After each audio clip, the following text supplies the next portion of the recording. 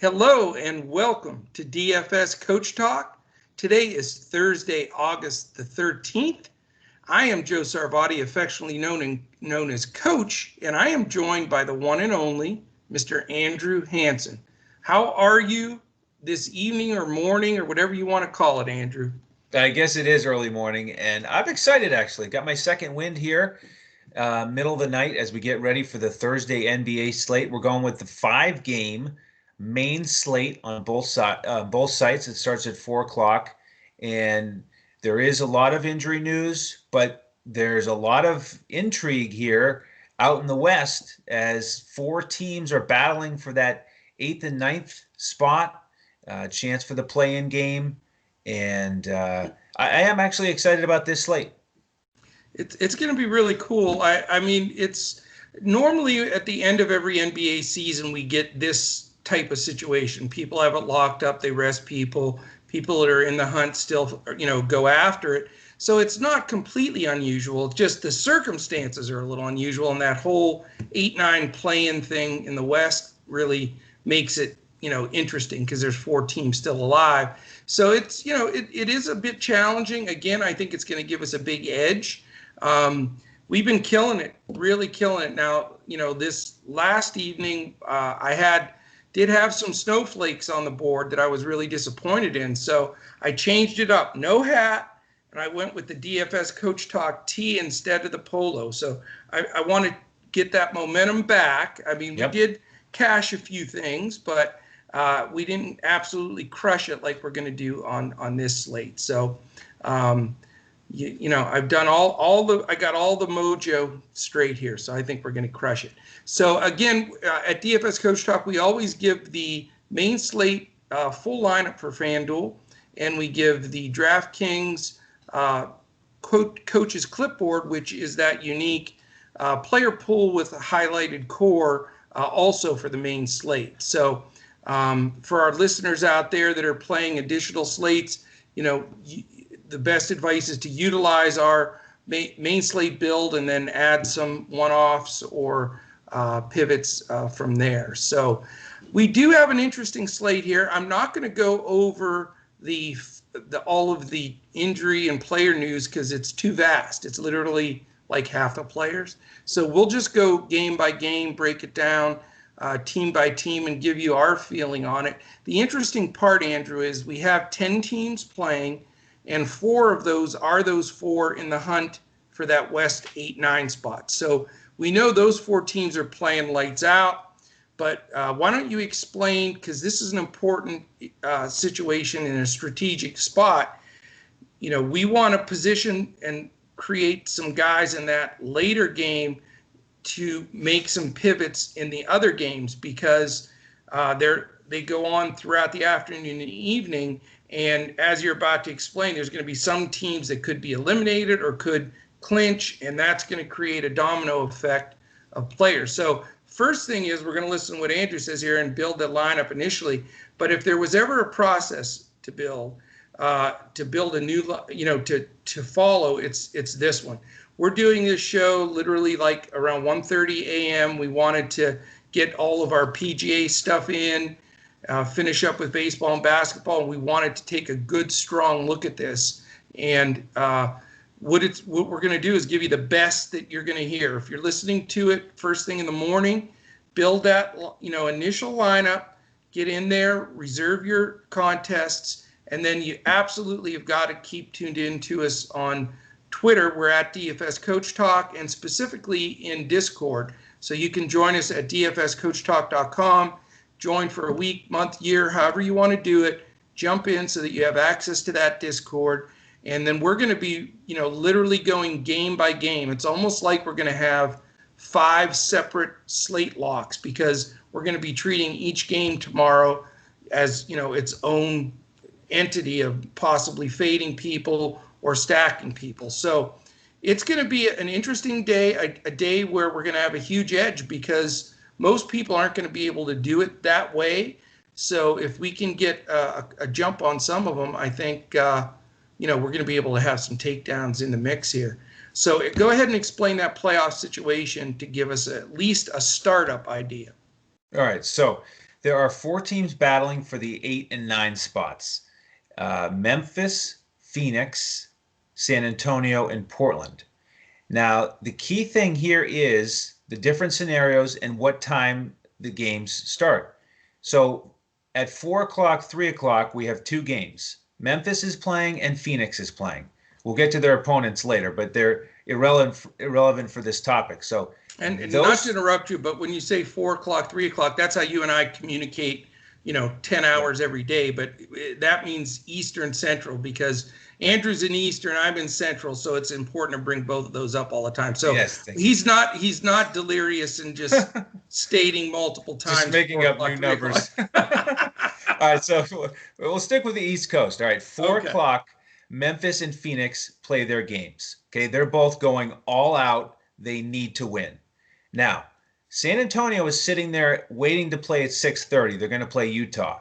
And their mindset is, we got to gear up because we have a must-win situation. But the interesting thing is if both Memphis and Phoenix win, San Antonio is finished. Okay? They cannot make the playoffs or the play-in game. 8-9, they're done. So it could be all of a sudden at 6:20 Eastern, San Antonio sees what has happened, and they decide not to push it. They just play all their guys 20 to 24 minutes. That they would probably bench their main guys if that happened. DeRozan for sure. Yeah, DeRozan wouldn't play. Hurdle, all those guys. And so it would turn into basically a normal San Antonio game where everybody plays 20 to 24 minutes. But yeah, the key thing would be guys like DeRozan would not play. So you still would have some value, but it'll be different. Now, the next team is Portland. They're at 9 o'clock, so they get to sit back and watch everything. Now, they're obviously needing to continue to push. However, if all 3 of those teams, Memphis, Phoenix, and San Antonio, if all 3 of them lose, then Portland doesn't need to win. They're in the play-in game. They're the 8th seed. So then they're going to sit Lillard and company. So that's how this is a really interesting dynamic, is we're obviously going to build our primary focus here, our primary lineups around Lillard and the incredible run that he's going on. I mean, you got to figure he's going to score at least 50 again, right? I mean, if there's a game that matters and the playoff picture is at stake, Lillard he's not messing around. He's coming for 50. He's coming for whatever it takes. I mean, he's basically unfadable. I mean, even if you just put him in there for a blocker, I mean, right. He's 90% owned and deserves to be. So, but like you just explained so eloquently, it's a domino effect, though. Yeah. We need to see how each of those play out. And that's why I'm stating, it's almost like having 5 separate locks. Yeah. Right. So just keep that in mind. If you've got Lillard in your lineup, which you probably will, and all 3 of those teams lose, he might not play. So you're going to have to figure out plan B. But I do think it's unlikely that all 3 of those teams lose. I mean, if Memphis and Phoenix, if for some reason they both lose, well, San Antonio is going to go after it, because then that's their real chance. And I don't think they're going to lose to Utah, who's going to be sitting Conley and Gobert. So I think it's extremely unlikely that all 3 teams would lose and then Lillard would sit. But I just want to throw it out there as a potential scenario. Right. And, it is nice, though, to have Lillard and whoever else you roster in that game in the tank there, so you can see how it pans out. Because if it looks like that slim chance that happens, then you can make your pivots, as you want. So right.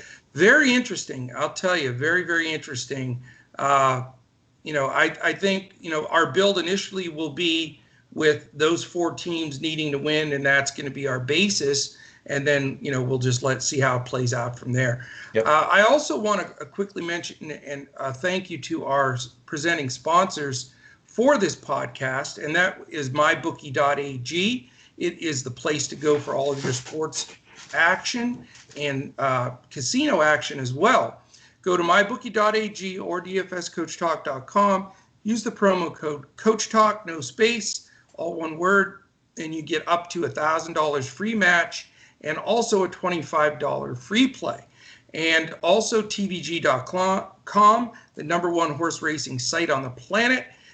They have a risk-free $300 bet that you can click on the banner on our website, and it takes you right to TVG. You play $300 on a horse, it loses, they refund the entire 300. So take advantage of both of those. I'll take this second too. On Twitter, we're at DFS Coach Talk. Follow us on there throughout the morning. I'm at Joe Sarvadi, JoeSarvadi. Andrew is at Language Olympic. We have Sugar Shane at DET Sports Shane. And we also have Freddie Mills at Freddie, FREDDIE Mills 7. So we want to definitely check those guys out. If you're watching us right now on YouTube, do us a huge, huge favor. Hit the thumbs up and hit that subscribe button so that you know when our podcast posts. We really, really appreciate that, and it helps us in the YouTube algorithms to move us up so that we get, when people search, we're going to be up there. Okay, we go right into the mix here, right into the first game of the 5-game main slate. And we do have a few lines up, not all the over-unders, but at least we have some. We waited long enough to dabble in these lines. The first game is the Dallas Mavericks at the Phoenix Suns. And right now, the Suns are favored by 5.5. There's not an over-under as of yet. So give us a breakdown here. Well, we got to start with one of the best players in the bubble, Mr. Booker. He's got Phoenix on his back. They're 7-0, absolutely rolling. So Booker is a cornerstone for me. We've got a couple question marks with the rest of Phoenix. Cam Johnson's probable with the knee. Oubre is doubtful. So obviously if Oubre is back, that's a situation to avoid. Baines is questionable. So keep that in mind. You know, he could impact Ayton a little bit. He could impact Saric, who has played well the last 2 games. Yes. But, yeah, so for me, the primary focus is Booker. And then on the Dallas side, we don't have much for official news yet here in the middle of the night. We do have Seth Curry questionable and Porzingis questionable. And then Kleba is probable. So the key there is if Porzingis sits, as Dallas is locked into the 7 seed, and because Dallas is playing Phoenix and Mr. Ayton, then I think there's a good chance we get another Boban sighting here to body up against Ayton. And we've been talking about that all week. When we played him 3K, he had 40 fantasy points against Utah in 25 minutes. So he's an incredible 13 extra guy. Yeah, it really is. And then Barea could be out there too, again, and those two work well together. If Luka sits. So the nice thing is that's a 4:00 game, so we're going to have that news before tip-off. We will. And, very simply in this game, I think Booker's almost in the class of Lillard right now. How do you fade the guy, even as just a smart blocker play? I mean, I played 75% cash games. I mean, it's just start with Booker and Lillard and go from there. I mean, you can't take the chance of the games that they put up. Just like Harden today, you just couldn't do it. You had to play him, and look what he did, for God's sakes, 82.5 fantasy points. Amazing. But, I think Booker's a mainstay in here. I'll tell you who played a great game last time out, and nobody said that much, was Ricky Rubio. Boy, was he good. He made shots. He drove the ball well, defended better than usual, hit the open shots, great passes. I think he becomes somebody that's also in play. I have no problem going Rubio and Booker in this game. A little unsure about the rest of the group as far as, is Cam Johnson going to play? If not, I think Mikal Bridges definitely is a player that you can consider, although he's a risk-reward kind of guy. He'll have 35, and the next fantasy points next game he'll have 8. So right. You just never know exactly where he's going to be. Ayton is potential as well. I've got a feeling personally, though, in this game, I'm going to play Booker because you have to, in my opinion. I think Phoenix may blow out Dallas here. Dallas is not going to play their key guys. I'd be shocked if Luka plays. And if he does, he'll play, 15, 20 minutes maybe at the most. I mean, Right. Carlisle's been, I don't know what he's smoking there in the bubble, but he's hard to figure out, man, is what he's going to do out there. But I don't trust that. I think you're going to see a lot of guys like Reeves and Cleveland, JJ Barea. You're going to see all those guys getting big minutes. And, I think Phoenix takes advantage of that. So, beyond Booker, you have to be a little concerned, in my opinion, of a blowout. I know the line's only 5.5. I think that'll move, though, with more news of Dallas guys being out. In fact, if you're betting, you can get that line right now. I'd take it. And then we'll just see what that news goes. But, if those key guys do sit for Dallas, and JJ is going to play, if he plays 25, 30 minutes, the dude is also a DFS monster for a little tiny dude that he is. So you may want to play the giant and the little shrimp. Right. Boban and JJ might not be the worst place tomorrow with Booker. So that's what I got for that one. Right on. Game 2 starts 4 Eastern, or as Andrew puts it, 4-3. 0-0 on the scoreboard, though. It's not 4-3 when it's tipped off, but it's Exactly. Milwaukee Bucks and of course the airball master himself is suspended for this game, Giannis. Right. And the Memphis Grizzlies. We know where they are. They look like a hot mess, though, if you ask me. Even though they're still in the hunt, they've just been playing like trash. So, what do you think about this one? Well, for me, it's all about Ja. Shane was on him last game against the Celtics. That was a nice call. And he's playing really heavy minutes here as Memphis is trying to get in the playoffs. And I just don't really trust anybody else on this squad, especially given their prices. So, nobody else is jumping off the page. He's the guy that I trust there. And, can't really do too much with Milwaukee here with nothing to play for. Yes, Giannis is out. Wes Matthews is out. Ilyasova is questionable. We don't have any other news right now. Right. But, speaking of kind of paying attention and listening as we do here at DFS Coach Talk to everything, I was watching a Phoenix Suns game earlier this week, and their announcer, Eddie Johnson, former star player, was talking about this particular matchup a couple days ahead of time. And he was saying that, he'd talked to Budenholzer, and his instinct was that Milwaukee was going to sit a bunch of guys in this matchup against Memphis. And so, as of right now here at 1:30 in the morning, we don't have any other news than what I just said. But I guess don't be surprised if we also hear that Middleton and Bledsoe and others are going to sit. So, there could be some significant value here. Because without all that news, there isn't much clarity because, Milwaukee is so deep. But if we get news here, in the afternoon, then all of a sudden Connaughton could be much more attractive, even Sterling Brown. DiVincenzo. So keep your eye on the news for that. Yeah, I'm with you. Again, this is a 100% news game on the Milwaukee side for sure. Memphis is going to go after it. So, you have some guys that are in play here. I think Ja, with the minutes that he's been absorbing, is in play. Dylan Brooks as well. He goes after it. He's not shy. And Joval and Brandon Clark, the two inside players for Memphis, I think all 4 of those guys could be rostered.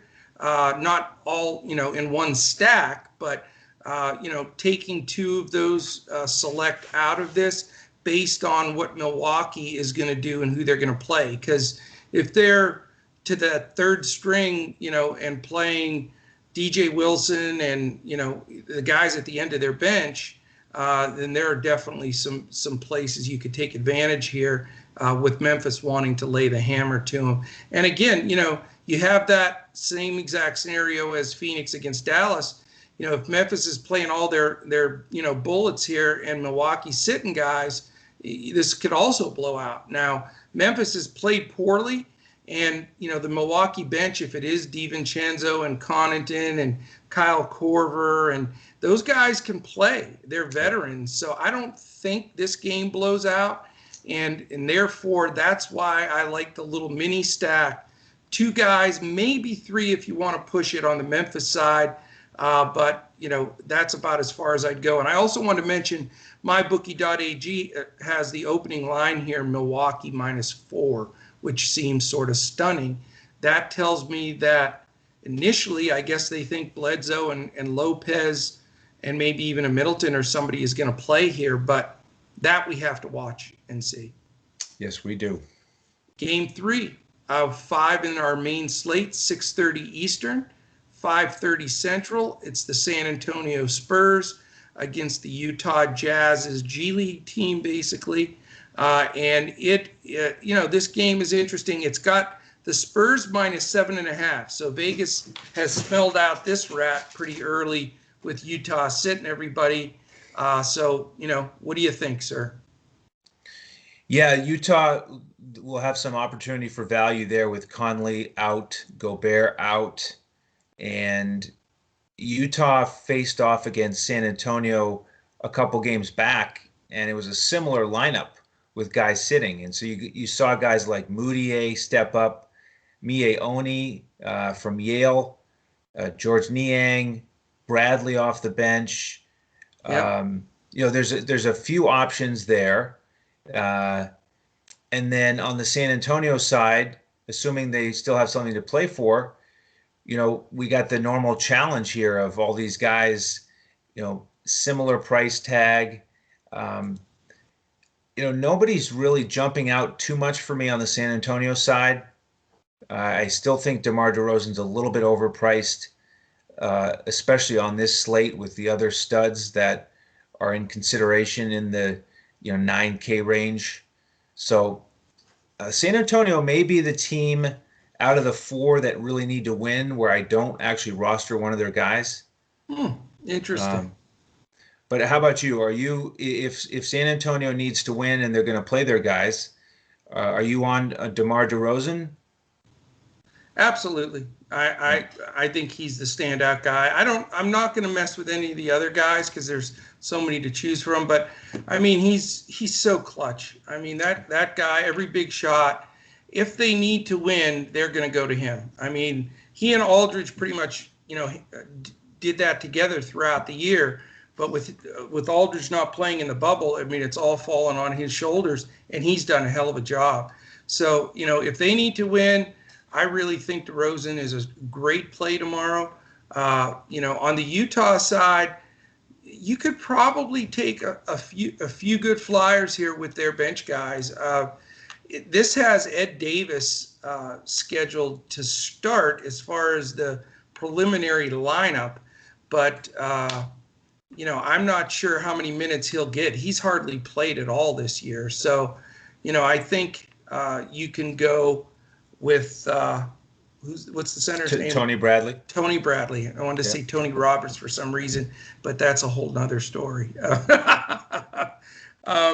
So Bradley's a really solid points per minute guy off the bench. I mean, he jumps in there for Gobert and usually just does a very poignant job blocking shots and finishing at the rim. So he might be a low owned flyer that you could take.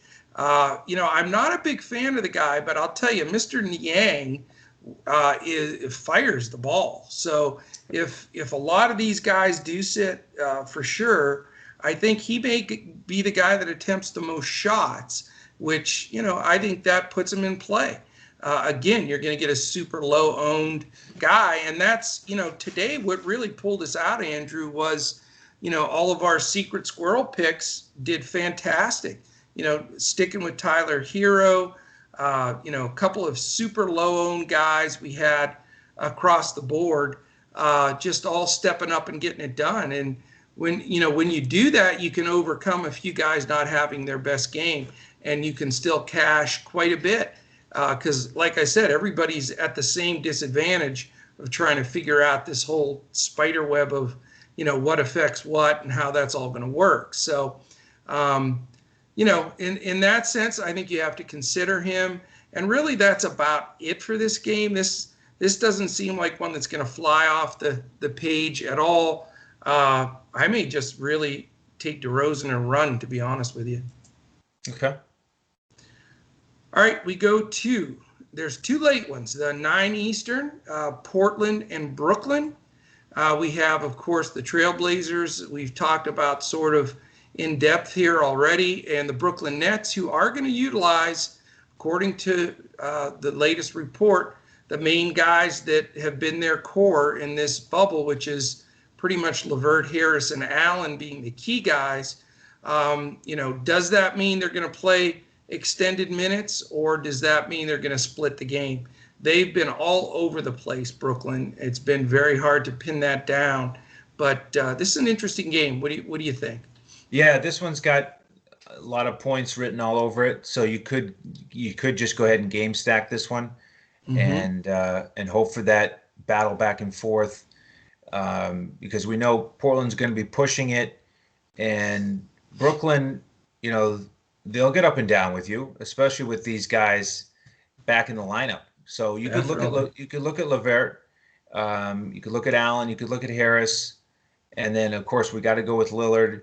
And I like a couple of these other options with Portland, these secondary options. Gary Trent. Now the thing with him was he was ultra red hot on 3-pointers. In the course of 5 games, he made 28 threes in the bubble. The last isn't he shooting 60-some% from 3? Something ludicrous. The last 2 games, he's only shot 2 for 12. Ooh, so okay. Maybe ready for a bounce back spot here. Interesting. Folks kind of forget about him after a couple down games because he is still shooting it. Yes. But, so I like that as a potential GPP play. It's hard to say it, but Carmelo, he's been really solid alongside Lillard here in this push. You could consider him. I like Mario Hezonja as a value play. So this is the game that, probably I'll have the most exposure to on average. I don't blame you. I mean, you've got 2 teams that don't defend well at all, 2 teams that get up and down the floor. If Brooklyn does play those main guys extended minutes and Portland needs to win, I mean, this is going to be a big scoring game without question. Right now, the over-under is out on this game. It's got Portland by 9 and a real robust 236.5, which will be the largest number on the board. So, I think this is going to be the game that a lot of people stack, and for good reason. I think you can go a lot of different directions here. Lillard is a no-brainer. If you want a secondary guy there, you can look at Anthony or Nurkic. Zach Collins has been just so foul prone. It's been hard to play him. And I do like Gary Trent Jr. here. If they need to win, I know he's had a few off shooting nights, but he's shot the ball well, and they're going to him in key situations. He's actually, to me, stepped up more than McCollum. And, what I have listed here is McCollum's a game time decision. So I don't know if he's dinged, obviously, a little bit. Yep. That's something he's got the back problem. So that's definitely something to consider in the mix of things too, because he does get a lot of usage, especially when Lillard takes that rotation out. They move CJ to point. I mean, he gets a massive usage bump. He's going to be down. You got to look at Trent and maybe some of that usage going to Carmelo or Nurkic. Carmelo's playing, and you can tell. I mean, he's getting that. Give me the ball. Get out of the way. I'm going to back this dude down into the block like I did, 20 years ago at Syracuse. And he does, and he's getting it done. So, there is a little. The problem with Carmelo though is if he misses 4 or 5 of those in a row, I think he thinks he's made 4 or 5 in a row because they keep going up. So it's very interesting there. As far as the Brooklyn side, man, I said to you, my first words going into this on our first preview show for basketball, I said, I am playing Karis LeVert in all 8 games that Brooklyn plays. Right. And the games that he's played, he has been terrific. His usage is right up there. I mean, it's below, the Lillards and Bookers, but it's the next level of usage. I mean, he is taking a lot of shots. The ball's in his hand. He's playing the point most of the time. So he's developing things, passing, the whole 9 yards. So if he's going to get extended minutes, which based on what it looks like he may, I'm sticking with my guns and just going to continue to roster him because, he's a kind of guy that can go for 50 DFS points and be a difference maker. So he's my favorite play on the Brooklyn side as of right now. I think Nurkic's defense and just bodying up is going to bother Jared Allen a little bit. But I will tell you this. We used to say it every day. Play centers against Brooklyn. Jared Allen just doesn't get it done defensively one-on-one with the big centers. Nurkic had his worst game in the bubble the last game. He was just totally out of sync. He fouled out, and he's going to come out pissed. So I think everybody's down on Nurkic a little bit right now, especially with Whiteside playing good minutes off the bench. But don't look past Nurkic. He may be a strong play tomorrow. I know he's expensive, but if they need to win this game, the Brooklyn interior defense, especially without DeAndre Jordan in the bubble, has been very suspect, and I think he's a decent play. You think that's a reach, or what do you think? Well, I do think he's expensive. So for me, it probably makes a little more sense in the game stack. So if I'm running it back with LeVert and maybe Harris, then I think it would be a better fit. Okay. I respect that. All right, last game, game 5, late game. It is the late night sweat at 9. Oh, it's the same time. They're both at the same time. I'm sorry. Right. So we got double 9 o'clock games. I'm seeing double here. I thought it's at 9:30. All right, Pelicans and the Orlando Magic. Right now, the line is all completely out here. 3.5. Oh, no. It's Orlando's money line minus 156. I told you my eyes are getting, I got to switch glasses. It's getting too late. So it's right now, Orlando's favored by 3.5. So give us the skinny here because this has a lot of crazy possibilities too. Yeah, big injuries, or not injuries, but big guys sitting on both sides. So with the Pelicans, of course, Ingram, Zion, Drew, and Josh Hart this time around. So another bench game, similar to what we saw against Sacramento. Does look like Ball will be out there, but mostly backups other than him. So we may go back to the well with Nickeil Alexander-Walker, who paid off value for us last time, but he didn't smash. No, he was 7X, but yeah, he was 7X. He could be a 12X guy if he gets enough minutes. He could. His price has gone up a little bit on DraftKings to 3.7, but yeah, I still think he is a real strong play here. Etuan Moore stepped up last game. Okafor played really well off the bench. Wow, he was incredible. Yeah, so you could use him as a pivot to somebody like Tony Bradley. They're the same price on DraftKings, 3,400.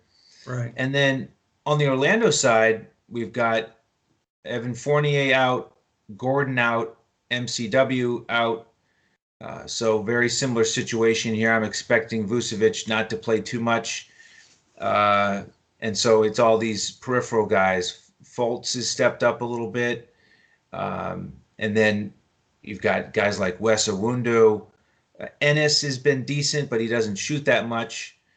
So bottom line is basically anyone you want to play in this game is 3K or most, at the most 4K. So, another chance for a one-off value play to add to your stars and scrubs lineup. This is a key game for me, and it's going to come. It's great that it's coming down to the late game. I love having that happen. I never, by the way, don't ever handicap something by when they play, just in case you're new at this. But it just happens it's a late game. This is my key game that I think can bring me over the top. Everybody's going to have Booker. Everybody's going to have Lillard. Everybody's going to have a combination of some of these other guys that we've already talked about, like DeRozan and et cetera, et cetera. There are some guys in this New Orleans-Orlando game that I've had the ultimate coach eye on as things have developed through this time frame.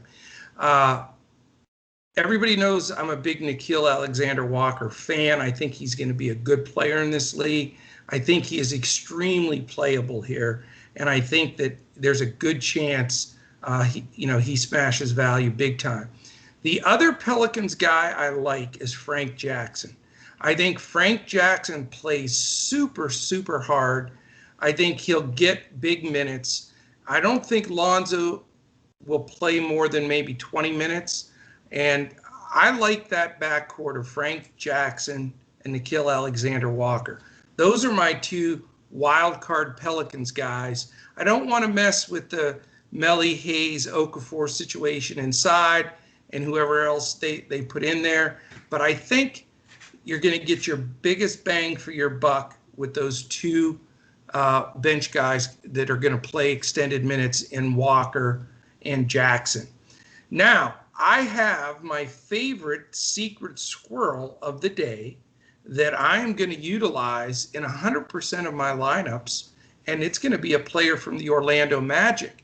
However, not to be tough on our listeners, but I want to save this particular pick for our members in our Discord. So I will be releasing that player tomorrow, first thing in the morning.